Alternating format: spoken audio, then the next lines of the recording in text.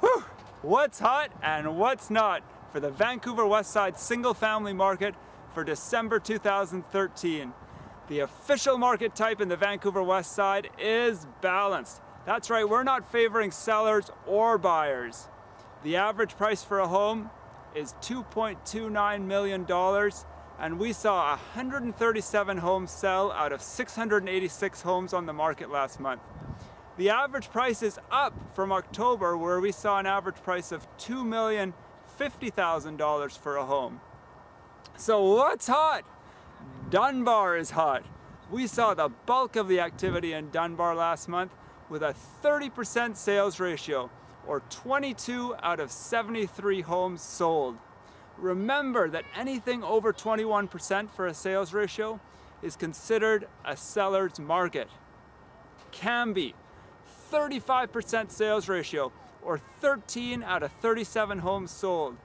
Mackenzie Heights, a 33% sales ratio, very hot in Mackenzie Heights, with 8 out of 24 homes sold. Point Cray, doing very well also, with a 22% sales ratio, or 15 out of 69 homes sold. The price point that's doing very well right now is the $1.25 to $2.25 million price category. We saw sales ratios ranging from 30 to 34%, and a lot of activity in this price category. So what's not hot? Well, the $2.75 million to $3 million price category is very slow. Only 8 out of 68 homes sold in this price category, and that's only a 12% sales ratio.